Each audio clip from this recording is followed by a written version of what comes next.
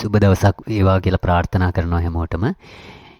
Bitcoin සම්බන්ධයෙන් අපි කලින් දවසේ වීඩියෝ එක කරනකොට බිට්කොයින් වල ප්‍රයිස් එක තිබ්බේ මෙන්න මේ ලෙවල් එකේ.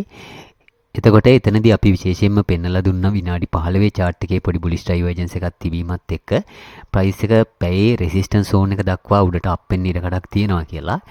ඉතින් අපි මෙතන සිද්ධ වෙච්ච කන්සෝලිඩේෂන් එකත් පාවිච්චි කරලා මෙතන zone එකක් මාක් කරගෙන හිටියා. එතකොට විශේෂයෙන්ම ඩේලි chart එකේ තිබ්බ bearish ස්වභාවයත් එක්ක අපි මතක් කළා අපිට මෙතනදී short entries වලට අවස්ථා හොයන්න පුළුවන්කමක් තියෙනවා කියලා. අපිට පේනවා හරියටම වගේ මේ zone එක touch කරලා අවස්ථා දෙකකදීම touch කරලා price එක සැලකිය යුතු විදිහට කලින් දවසේ ඩම්ප් වුණා. ඉතින් අපි කරපු වීඩියෝ එක කවුරු හරි කෙනෙක් බලලා අතර මේ zone එක මොනිටර් කරගෙන හිටියා නම් හොඳ short entries ගන්න අවස්ථාවක් තිබ්බා. කලින් දවසේ මම මතක් කළා මගේ bias එක වැඩිපුර තියෙන්නේ bearish පැත්තට කියලා. එතකොට ඒක නිසා මේ zone එකේදී මම short කරන්න තමයි වැඩි අපේක්ෂාවක් තියෙන කියන එකත් මම කලින් දවසේ මතක් කළා. එතකොට ඒකට හේතු වෙච්ච කාරණා දෙකක් තිබ්බ ප්‍රධාන වශයෙන්. එකක් තමයි daily chart එකේ තිබ්බ bearish ගතිය. ඊට පස්සේ ප්‍රධාන වශයෙන්ම අපි දැක්ක fill වෙච්ච නැති CME gap එකක් යටින් තියෙනවා. එතකොට ඒක fill වෙන්න ඉඩ කඩක් තියෙනවා කියන එකත් අපි කතා වුණා. ඉතින් දැනට අපි CME chart එක දාගත්තාම පේනවා පැහැදිලිවම gap එක සම්පූර්ණයෙන්ම fill වෙලා තියෙනවා. එතකොට දැන් කලින් දවසේ ඇත්තරම FOMC මීටින් එක තිබ්බා. එතකොට FOMC මීටින් එකේදී රේට් කට් එකක් සිද්ධ කරයි කියන අපේක්ෂාවයි අපි ඊට පස්සේ කලින් දවසේත් කතා වෙච්ච විදිහට QT වලින් QE වලට මාරු වෙයි කියන අපේක්ෂාවයි වගේ කරුණු හින්දා ගොඩාක් කට්ටිය කලින් දවසේ සෑහෙන බුලිෂ් වෙලා හිටියේ. ඉතින් නමුත් අපි කලින් දවසේ කරපු වීඩියෝ එකේදී පැහැදිලිවම මතක් කළා අපේ අපේක්ෂාව මොකක් වුණත් අපි ට්‍රේඩ් කරන්න ඕනේ chart එක අපිට පෙන්වන දෙයට අනුව කියලා. එතකොට කලින් දවසේ වැඩි බයස් එකක් තිබ්බේ bearish පැත්තට. ඉතින් ඒක නිසා අපි chart එක පෙන්වන විදිහට trade entry ගන්න ඕනේ. එතකොට කලින් දවසේ ඇත්තටම Fedලා rate cut එකක් සිද්ධ කළා. මොකද 99.9කම සම්භාවිතාවයක් තිබ්බේ basis point 25කින් rate cut එකක් සිද්ධ කරන්න. එතකොට මේ විදිහටම basis point 25කින් rate cut එකක් සිද්ධ කළා. ඉතින් rate cut එකක් සිද්ධ කළා කියන news එකත් එක්ක market එක తాවකාලික උඩට අප් වුණා මෙන්න මේ candle එකේදී. ඉතින් එහෙම අප් වෙලා හරියටම ආයසරයක් FGI එකේ pay resistance zone එකෙන් price එක reject වෙලා සෑහෙන යටට ආයසරයක් ඩම්ප් වුණා. ඉතින් news එකට විතරක් අවධානය යොමු කළා නම් market එක ඉස්සෙල්ලා උඩට අප් වෙලා ඊට පස්සේ ඩම්ප් වෙන්න හේතුව වුණේ rate cut එකක් සිද්ධ කළා කියන news එකත් එක්ක අප් වුණා. ඊට පස්සේ පැවැත්විච්ච මාධ්‍ය සාකච්ඡාවේදී Fed chairman කිව්වා දෙසැම්බර් මාසේ rate cut එකක් සිද්ධ කරන්න තියෙන ඉඩකඩ සැලකිය යුතු විදිහට අඩුයි කියලා.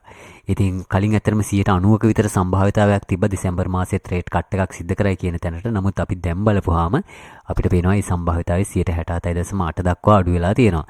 එතකොට නිවුස් එකක් හැටියට සැලකුවොත් මාකට් එක එකපාරට ආසරයක් ඩම්ප් වෙන්න හේතුනේ ඒ ප්‍රකාශය. ඉතින් ඇත්තටම නිවුස් එක මොකක් වුණත්, ඒ කියන්නේ ෆෙඩ් චෙයාමන් මොකක් කිව්වත් කලින් දවසේ chart එකේ තිබ්බ bearish ගතියත් එක්ක බොහෝ දුරට ඉඩ කඩක් තිබෙන්නේ නැවත මේ resistance zone එකෙන් price එක reject වෙන්න. ඉතින් ඒකම තමයි අපිට පැහැදිලිව පෙවුනේ. මෙතනත් එහෙමයි. ඊට පස්සේ ආයසරයක් මේ zone එකට අප් වෙලා ඩම්ප් වුණා. ඊට පස්සේ ආයසරයක් අප් වෙනකොට ආයෙ ඩම්ප් වුණා. ඉතින් ඒක නිසා ඇත්තටම news එක මොකක් වුණත් අපි අපේක්ෂා කරන දේ මොකක් වුණත් අපි හැම වෙලෙම chart එක අපිට පෙන්වන දේට අනුව trade කරන්න ඕනේ. ඒක මම ආයසරයක් මතක් කරනවා. දැන් අපි දන්නවා පහුගිය දවස්වල market එක ඊටාම විශාල වශයෙන් ඩම්ප් වුණා. ගොඩාක් කට්ටිය liquidate කරගෙන. එතකොට ඒකට හේතුව හැටියට ගොඩක් කට්ටිය සලකන්නේ අර ට්‍රම්ප් සිද්ධ කරපු ප්‍රකාශය. ඉතින් ඇත්තටම දැන් ට්‍රම්ප් එහෙම ප්‍රකාශයක් කරන්න කලින්ම අපි කිව්වා මෙතන weekly chart එකේ bearish divergence තිබ්බා. ඊට පස්සේ පැය 4 chart එකේ divergence තිබ්බා. එතකොට අපි දැක්කා FJ indicator එකේ higher time frame වල ආරකුරු print වෙලා තිබ්බ daily වගේ chart වල. ඊට පස්සේ weekly chart එකෙත් අපි දැක්කා. ඉතින් ඒ කාරණාත් එක්ක market එක down trend එක යන්න ඉඩ කඩක් තියෙනවා කියන එක අපි කතා වුණා. ඊට පස්සේ ඒක පදනම් කරගෙන අපි short entry වගේකුත් ගත්තා. ඉතින් ඊට පස්සේ තමයි ට්‍රම්ප්ගේ නිවුස් එකත් එක්ක මාකට් එක ගොඩක් කඩාගෙන වැටුනේ. එතකොට ඇත්තටම ඔතනදී ට්‍රම්ප් ඔහොම නිවුස් එකක් දුන්නත් නැතත් මොකක්ම හරි හේතුවක් මුල් කරගෙන මාකට් එක ওই විදිහට ඩම්ප් වෙන්න තමයි නියමිතව තිබ්බේ. ඉතින් ඒක chart වලින් අපිට පෙන්නවා. ඉතින් ඒක නිසා අපි හැම වෙලේම chart වලින් අපිට පෙන්වන දේ සම්බන්ධයෙන් මූලික අවධානයක් දෙන්න ඕනේ නිවුස් එක මොකක් වුණත්. ඉතින් නමුත් අපි අපේ දැනුවත් භාවයේ පිණිස කලින් දවසේ තිබ්බ FOMC මීටින් එකේ කරුණු කීපයක් සම්බන්ධයෙන් පොඩ්ඩක් කතා කළොත් හොඳයි කියලා මට හිතෙනවා. ඉතින් ප්‍රධානම දේ රේට් කට් එකක් සිද්ධ කරපු එක. ඊට අමතරව ෆෙඩ් චෙයාමන් කියපු දෙයක් තමයි දෙසැම්බර් මාසෙදී රේට් කට් එකක් සිද්ධ කරන්න තියෙන ඉඩකඩ අඩුයි කියන එක. ඉතින් ඒකට ප්‍රධානම හේතුව දැනට ඇමරිකන් ගවර්න්මන්ට් එක ෂට් ඩවුන් කරලා තියෙන නිසා ෆෙඩ්ලට හරියට තීරණයක් ගන්න අවශ්‍ය කරන දත්ත හරියට නොලැබෙන ස්වභාවයක් තියෙනවා. ඉතින් ගවර්න්මන්ට් ෂට්ඩවුන් එක ඉවර වෙලා දෙසැම්බර් මාසයේ ෆෙඩ් මීටින් එකට කලින් හරියට දත්ත ලැබුණොත් සමහරට ඒවා පදනම් කරගෙන රේට් කට් එකක් සිද්ධ කරන්නත් පුළුවන්. ඉතින් අපි දන්නවා මේ කමිටි එකේ මෙම්බර්ස්ලා 19ක් ඉන්නවා. ඉතින් මේ 19 දෙනා එකඟතාවයට යන්නේ නැතුව දෙපැත්තට ඇදීමක් තියෙනවා කියන එක තමයි කලින් දවසේ ප්‍රකාශ වලින් පැහැදිලි වුණේ. ඉතින් මේ සිද්ධ කරපු රේට් කට් එකටත් ඇත්තටම එක්කෙනෙක් විරුද්ධව ඡන්දය ප්‍රකාශ කරලා තිබ්බා. ඒ කියන්නේ රේට් කට් එකක් සිද්ධ නොකළ යුතුයි කියලා. තව මෙම්බර් කෙනෙක් බේසිස් පොයින්ට් 50කින් රේට් කට් එකක් සිද්ධ කරන්න ඕනේ කියන මතයේ ඉඳලා තියෙනවා. ඒ වගේ එකිනෙකට වෙනස් අදහස් තිබිලා තියෙනවා. ඉතින් දෙසැම්බර් රේට් කට් එකක් සම්බන්ධයෙන් ලොකු බෙදීමක් ඒ 19 දෙනා අතර තියෙනවා කියන එක තමයි පැහැදිලි වුණේ. ඉතින් එහෙම ලොකු බෙදීමක් තිබ්බහම රේට් කට් එකක් සිද්ධ නොකර ඒක පරක්කු කරන්න ඉඩ කඩක් තියෙනවා. ඊට පස්සේ ගොඩක් කට්ටිය තව අපේක්ෂා කරපු දෙයක් තමයි කලින් දවසේ ෆෙඩ්ලා QT වලින් QE වලට මාරු වෙයි කියලා. ඉතින් එහෙම දෙයක් සිද්ධ වුණේ නැහැ. නමුත් දැන් මාකට් එක ඇතරම අපේක්ෂාවක් තිබ්බා මේ අවුරුද්ද ඉවර වෙනකොට ෆෙඩ්ලාගේ දැඩි මූල්‍ය ප්‍රතිපත්තිය වෙනස් කරලා ලිහිල් මූල්‍ය ප්‍රතිපත්තියකට මාරු වෙයි කියලා. එතකොට ඒක කොයි කාලේ කොයි විදිහට සිද්ධ වෙයිද කියන එක සම්බන්ධයෙන් ලොකු අදහසක් මාකට් එකට තිබ්බේ නැහැ. නමුත් කලින් දවසේ ඒක පැහැදිලි වුණා. ෆෙඩ්ලා දෙසැම්බර් මාසේ පළවෙනිදා වෙනකොට සම්පූර්ණයෙන්ම quantitative tightening කියන එක එහෙම නැත්නම් දැඩි මූල්‍ය ප්‍රතිපත්තිය නවත්තනවා. එතකොට දැඩි මූල්‍ය ප්‍රතිපත්තිය යටතේ ඒ කට්ටිය තමන්ගේ බැලන්ස් ෂීට් එක අඩු කරමින් තිබ්බේ. ඒ කියන්නේ ඒක ග්‍රෝ වෙන එක නවත්තලා තිබ්බා. අලුතින් සල්ලි print කරන්නේ නැතුව ඊට පස්සේ bonds වගේ දේවල් expire වෙන්න ඉඩ හැරලා ඒ කට්ටිය තමන්ගේ balance sheet එක අඩු කරන ප්‍රතිපත්තියක තමයි හිටියේ. ඉතින් මේ ප්‍රතිපත්තිය සම්පූර්ණයෙන්ම දෙසැම්බර් 1 වෙනිදා වෙනකොට ඒ කට්ටිය නවත්තනවා. ඉතින් නැවැත්තුවට QE වලට ඒ කියන්නේ ලිහිල් මූල්‍ය ප්‍රතිපත්තියකට එතනින් මාරු වෙනවා කියලා එකක් ඒ කට්ටිය කිව්වේ නැහැ. ඉතින් නමුත් දැඩි මූල්‍ය ප්‍රතිපත්තිය ඒ කට්ටිය නවත්තපුවාම ගොඩක් වෙලාවට ඊටාම ඉක්මනින් සම්පූර්ණයෙන්ම ලිහිල් මූල්‍ය ප්‍රතිපත්තියකට ඒ කට්ටිය යන්න ඉඩ කඩක් තියෙනවා. ඒ කියන්නේ අලුතෙන් සල්ලි print කරන්න ඊට පස්සේ යාලගේ balance sheet එක අලුතෙන් grow කරන්න ඒ කට්ටිය පටන් ගන්න ඉඩ කඩක් තියෙනවා. ඉතින් එහෙම වුණොත් ඒක සමස්තයක් හැටියට මාකට් එකට වාසිදායක කාරණයක් වෙන්න පුළුවන්. ඉතින් ඒ කොහොම වුණත් අපි අර කිව්වා වගේ අපිට chart එකෙන් මේ දේ පෙන්눔 කරන්න ඕනේ. එතකොට තමයි අපිට අලුතෙන් long positions වලට entry ගන්න අවස්ථාවක් තියෙන්නේ. ඉතින් ඒක නිසා අපි Bitcoin වල දැනට අපිට මොකද්ද chart එකෙන් පෙන්වන්නේ කියලා බැලුවොත් එහෙම අපි දැන් daily chart එක දාගත්තාම කලින් දවසේ candle එක අපිට පේනවා daily mid එකයි ඊට පස්සේ weekly mid එකයි කියන දෙකම break කරගෙන යට ක්ලෝස් වෙලා තියෙනවා. ඉතින් ඒක නිසා ඩේලි chart එකේ තවමත් ඇත්තරම බයස් එක එහෙම නැත්නම් සමස්තයක් හැටියට ට්‍රෙන්ඩ් එක තියෙන්නේ බේරිෂ් විදිහට. එතකොට ප්‍රයිස් එක උඩට අප් වුණොත් එහෙම මෙතන තියෙන මේ zone එකෙන් ඒ කියන්නේ FCA එකේ ඩේලි මිඩ් එකයි ඊට පස්සේ වීක්ලි මිඩ් එකයි පාවිච්චි කරලා දැනට අපිට මෙතන රෙසිස්ටන්ස් zone එකක් මාක් කරගත්ත හැකි. අපි කලින් දවසේ සපෝට් zone එකක් හැටියට මේක මාක් කරගෙන හිටියා. එතකොට ඒක බ්‍රේක් වුණා. ඒක නිසා උඩට අප් වුණොත් ප්‍රයිස් එක උතනින් රිජෙක්ට් වෙන්න ඉඩ කඩක් තියෙනවා.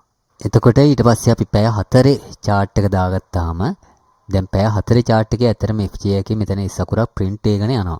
ඉතින් ඇත්තටම දැන් ඉස්සකුර print වෙනකොට price එක බැරි වෙලාවත් FCA එකේ mid එකටම up වෙලා තිබ්බොත් එහෙම එතකොට ඒක පාවිච්චි කරලා අලුතෙන් long trade වලට entries ගන්න එක ටිකක් විතර දුෂ්කර කාර්යයක් වෙනවා. මොකද මේ candle එක ගොඩාක් උඩට up වෙන නිසා. ඉතින් එහෙම නැතුව දැනට තියෙන level එකේම වගේ මේක bullish විදිහට close වුණොත් එහෙම එතකොට එහෙම close වෙන candle එකේ high එක break වුණාට පස්සේ අපිට long trade එකකට entry එකක් ගන්න පුළුවන්. පැය 4 resistance zone එක target කරගෙන. එතකොට scalp long එකක් හැටියට. ඉතින් ඊට පස්සේ අපිට දැනට පැය 4 chart එකේ පැහැදිලි resistance area එකක් අඳුර ගන්න පුළුවන්. සමස්තයක් හැටියට මෙතන සිද්ධ වෙච්ච consolidation එකයි ඊට පස්සේ පැය 4 chart එකේ mid එකයි සේරම පාවිච්චි කරලා අපිට ওই area එක resistance area එකක් හැටියට මාක් කරගන්න ඉඩ කඩක් තියෙනවා. ටිකක් ලොකු area එකක්. එතකොට අපිට බලන්න පුළුවන් ওই zone එකට price එක up වුණාම එතනදී divergence වගේ දේවල් හදලා පොඩි time frame bearish පැත්තට හැරෙනවාද කියලා. එතකොට අපිට ආයෙසරයක් අවස්ථාවක් තියෙනවා short entries ගන්න. ඊට පස්සේ අපි පැය chart එකට ගියපුවාම අපිට පැය chart එකේ trend එක තවම bearish විදිහට තියෙන්නේ. ඉතින් මේ zone එකෙන් reject වෙන්නත් පුළුවන්. නමුත් අර පැය 4 ඇතර මේ සකුරක් හරියට print වුණොත් එතකොට මේක break කරගෙන ටිකක් උඩට price එක යන්න තමයි ඉඩ කඩක් තියෙන්නේ. එතකොට අපිට අලුතෙන් long trade වලට entry ගන්න තව එක දෙයක් අපිට monitor කරගෙන ඉන්න පුළුවන්. ඉතින් ඒ තමයි පැයේ candle මෙන්න මේ high එකට උඩින් close වෙනවද කියලා අපිට බලන්න පුළුවන්. එතකොට එහෙම candle එකක් close වුණොත් එහෙම එතකොට සමස්තයක් හැටියට අපිට මෙන්න මේ zone එකම support එකක් හැටියට වැඩ කරන්න ඉඩ කඩක් තියෙනවා. ඒ කියන්නේ ඉස්සෙල්ලා මේ high එකට උඩින් candle close වෙන්න ඕනේ.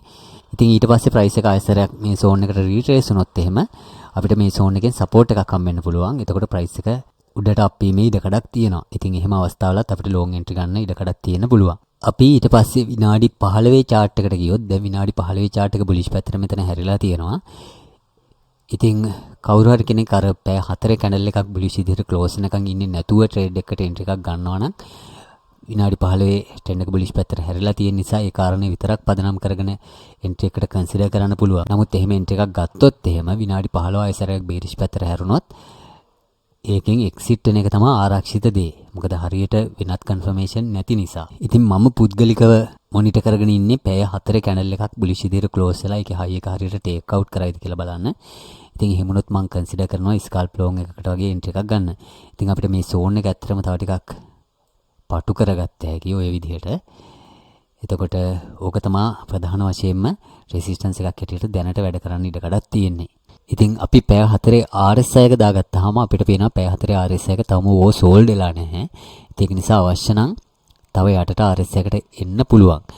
එතකොට පැය 4 RSI එක බැරි වෙලා තෝ සෝල්ඩ් වුණොත් එතකොට ගොඩක් කාලයක් සාමාන්‍යයෙන් ඕ සෝල්ඩ් වෙලා තියෙන්නේ නැහැ. ඊට පස්සේ රීසෙට් වෙනකන් උඩට අප් වෙන්න ඉඩ කඩක් තියෙනවා. ඉතින් තවම ඇතරම RSI එක ඕ සෝල්ඩ් වෙලා නැති නිසා තමයි අපි අර මතක් කළා වගේ මේ සෝන් එකෙන් ප්‍රයිස් එක රිජෙක්ට් වෙන යම්කිසි වැඩිපුර ඉඩ කඩක් තියෙන්නේ. ඉතින් ඒක පාවිච්චි කරලා හරියට පොඩි ටයිම් ෆ්‍රේම් වලින් කන්ෆර්මේෂන් ගන්න හම්බුනොත් අලුතෙන් ෂෝට් එන්ට්‍රීස් අපිට හොයන්න අවස්ථාවක් තියෙනවා. ඉතින් ඒක 100% කියන්න බෑ. ඒ කියන්නේ හැම අවස්ථාවකම RSI එක අනිවාර්යෙන් ඕවර් සෝල්ඩ් වෙ යුතුයි කියලා එකක් නැහැ උඩට අප් වෙන්න. අපි දැක්ක මේ වගේ තැන්වලදී 50 ලෙවල් එකනොත් යටට RSI එක ඇවිල්ලා ඊට පස්සේ අනිත් පැත්ත හැරිලා සෑහෙන උඩට අප් වුණා. නමුත් මම අර මතක් කළේ අපිට වැඩිපුර chance එකක්. ඒ කියන්නේ වැඩිපුර විශ්වාසයකින් ලොං ට්‍රේඩ් වලට එන්ට්‍රි ගන්න අවස්ථාවක් තියෙනවා. පැය 4 RSI එක බැරිලාත් ඕවර් සෝල්ඩ් එකටම ඩ්‍රොප් වුණොත් එහෙම. ඉතින් මම ආයෙසරයක් කෙටියෙන් මතක් කරන්නම් කොහොමද මම ට්‍රේඩ් කරන්න ප්ලෑන් කරන්න කියලා. ඉතින්ලා මේ පැය 4 කැනල් එක මම ක්ලෝස් වෙන හැටි බලන්න. ඉතින් ඒක බුලිෂ් විදිහට ක්ලෝස් වෙලා ඒකේ හයි එක ටේක් අවුට් කරොත් ඒ කියන්නේ ගොඩාක් උඩට අප් වෙන්නේ නැතුව මේ හරියම බුලිෂ් විදිහට ක්ලෝස් වෙලා ඒකේ හයි එක ටේක් අවුට් කරොත් එතකොට මම ස්කාල්ප් ලෝන් එකකට කන්සිඩර් කරනවා මේ සෝන් එක ටාගට් කරගෙන. ඊට පස්සේ ප්‍රයිස් එක මේ සෝන් එකට අප් වුණාම එතනදී පොඩි ටයිම් ෆ්‍රේම් වලින් කන්ෆර්මේෂන් ගන්න හම්බුනොත් අලුතෙන් ෂෝට් වලට කන්සිඩර් කරනවා. එතකොට කිසිම අවස්ථාවක මේ වගේ සෝන් එකකට ප්‍රයිස් එක ආවත් පොඩි ටයිම් ෆ්‍රේම් වල කන්ෆර්මේෂන් ගන්න නැතුව එකපාර ෂෝට් කරන්න යන්න එපා. මොකද මේවා ස්ථීර සෝන් නෙමෙයි බ්‍රේක් වෙන්න පුළුවන්. ඉතින් ඒක නිසා හැම වෙලේම අපි කන්ෆර්මේෂන් ගන්නත් ඕනේ. ඊට අමතරව හරි ස්ටොප් ලොස් පාවිච්චි කරන්නත් ඕනේ. එතකොට ගැටලුවක් එන්නේ නැහැ. එතකොට ওই කාරණා ටික තමයි මට මතක් කරන්න අවශ්‍ය වෙන්නේ. පරිස්සමට ස්ටොප් ලොස් දාගෙන ට්‍රේඩ් කරන්න කියලා ඉල්ලා සිටිනවා. සුබ දවසක් වේවා කියලා ප්‍රාර්ථනා කරනවා හැමෝටම.